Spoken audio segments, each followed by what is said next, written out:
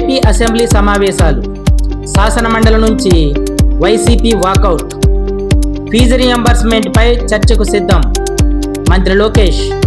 అమలాపురంలో మరోసారి traffic jam, పశుగ్రాసం కోసం రైతుల ఇక్కట్లు, విశ్వబ్రాహ్మణుల సమస్యల పరిష్కారానికి కృషి చేస్తా మంత్రి సుభాష్. గాలులకు కూలిపోయిన లైటింగ్ సెట్, కోటిపల్లి రేవు వద్ద కొనసాగుతున్న వరద ఉధృతి, సెట్టిబలిజల ఐక్యతకు కృషి చేయాలి, ప్రభుత్వ వైఫల్యాలను ప్రజల్లోకి తీసుకెళ్లాలి మాజీ మంత్రి వేణు.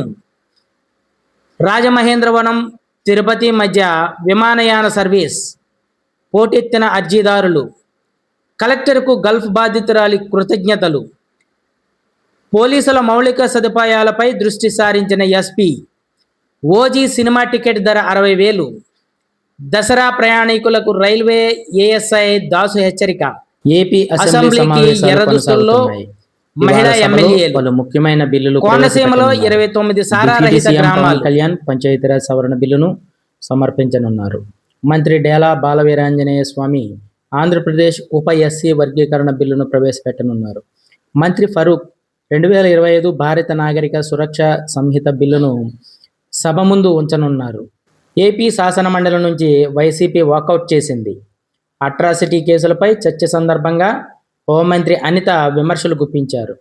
తమపై గొడ్డలి వేటు, కోడికత్తి, అమ్మ చెల్లి కేసులు లేవన్నారు. దీంతో హోంమంత్రి అనిత వ్యాఖ్యలపై వైసీపీ ఎమ్మెల్సీలు నిరసన వ్యక్తం చేశారు. వాకౌట్ చేస్తున్నామంటూ వైసీపీ ఎమ్మెల్సీలు బయటకు వెళ్లిపోయారు. ఫీజు రీయింబర్స్మెంట్పై చర్చకు ప్రభుత్వం సిద్ధంగా ఉందని మంత్రి నారా లోకేష్ అన్నారు. మంగళవారం శాసనమండలిలో వైసీపీ సభ్యుల విమర్శలపై ఆయన మాట్లాడారు. మంత్రిగా అన్ని అంశాలు చర్చించేందుకు తాను సిద్ధంగా ఉన్నానని చెప్పారు. వైసీపీ హయాంలో ఫీజు రీయింబర్స్మెంట్ బకాయిలు పెట్టిందని, ఇప్పుడు తమపై విమర్శలు చేయడం విడ్డూరంగా ఉందన్నారు. గత వైసీపీ పాలనలో ఎంత బకాయిలు పెట్టారో అందరికీ తెలుసన్నారు. అమలాపురంలో ఎర్రవంతెనపై నిత్యం ట్రాఫిక్ జామ్ ఏర్పడుతోంది. ఉదయం సాయంత్రం వేళల్లో వాహనదారులు ఇబ్బందులు పడుతున్నారు. రాత్రిపూట సరైన లైటింగ్ లేకపోవడంతో ప్రమాదాలు జరుగుతున్నాయని స్థానికులు ఆవేదన వ్యక్తం చేస్తున్నారు.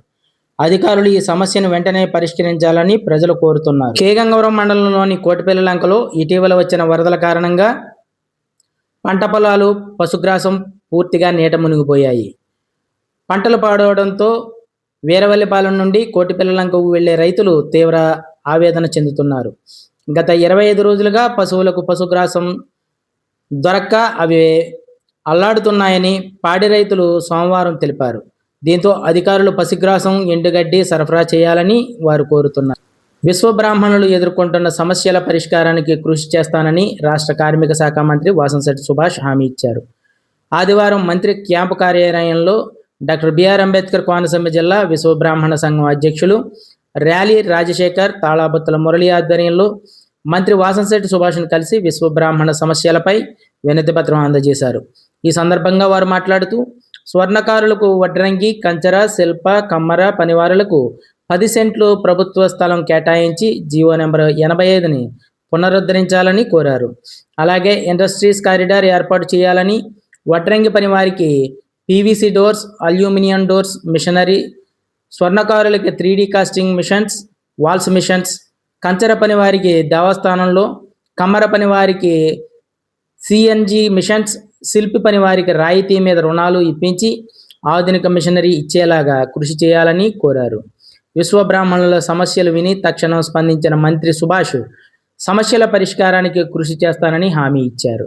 రామచంద్రపురంలో దసరా మహోత్సవాల సందర్భంగా కనకదుర్గమ్మ ఆలయం వద్ద ఏర్పాటు చేసిన విద్యుత్ అలంకరణ లైటింగ్ సెట్ ఆకస్మికంగా వీచిన ఈదురుగాలులకు కూలిపోయింది. ఈ సంఘటనలో లైటింగ్ సెట్ సమీపంలో ఉన్న పంటకాలులోకి పడిపోయింది.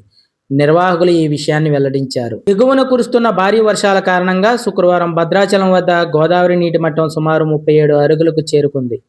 కేగంగవరం మండలం పరిధిలోని కోటిపల్లి రేవు వద్ద వరద ఉధృతి కొనసాగుతుండటంతో రేవు వద్ద పంటు, పడవల రాకపోకలు పూర్తిగా నిలిపివేశారు. వరద ఉధృతి తగ్గినట్టే తగ్గి మళ్లీ పెరుగు ముఖం పట్టడంతో లంక ప్రాంత ప్రజలు ఆందోళన చెందుతున్నారు. రామచంద్రపురం తాలూకా సెట్టిపల్లి సంఘం సమావేశం ఏర్పాటు చేశారు. గత ఏడాది సంఘ భవనం వాస్తు కారణంగా మార్పులు చేద్దామని పని మొదలుపెట్టారు. ఖర్చు ఎక్కువ కావడంతో సంఘ సభ్యులు సత్యం వాసంశెట్టి ఫౌండేషన్ చైర్మన్ వాసంశెట్టి సత్యంకు తెలపగా ఆయన సోమవారం భవనం వద్దకు వచ్చి సంఘ పెద్దలతో సమావేశమయ్యారు. సంఘం ఐక్యతగా ఉండాలని, రాజకీయాలు ఎన్నికల సందర్భంలో చూసుకోవాలని, తరువాత సంఘీయులందరూ పార్టీలకు అతీతంగా కలిసి జీవించాలని అన్నారు. భవనానికి అయ్యే ఖర్చు తాను భరిస్తానని, పనులు మొదలుపెట్టమని హామీ ఇచ్చారు. రాజమండ్రి రూరల్ మండలం బొమ్మూరులో జిల్లా వైసీపీ అధ్యక్షులు మాజీ మంత్రి చెల్లిబోయిన వేణుగోపాలకృష్ణ ఆధ్వర్యంలో జిల్లా స్థాయి నేతలతో మంగళవారం సమావేశం జరిగింది. ఇటీవల పార్టీలో పదవులు పొందిన వారికి శుభాకాంక్షలు తెలిపారు. అనంతరం జిల్లాలో పార్టీ బలోపేతానికి చేపట్టవలసిన కార్యక్రమాలపై చర్చించారు. కూటమి ప్రభుత్వం వైఫల్యాలను ప్రజల్లోకి తీసుకువెళ్లాలని ఆయన పిలుపునిచ్చారు. రాజమహేంద్రవరం తిరుపతి మధ్య విమాన సర్వీసు వచ్చే నెల 1వ తేదీ నుండి ప్రారంభం కానుంది.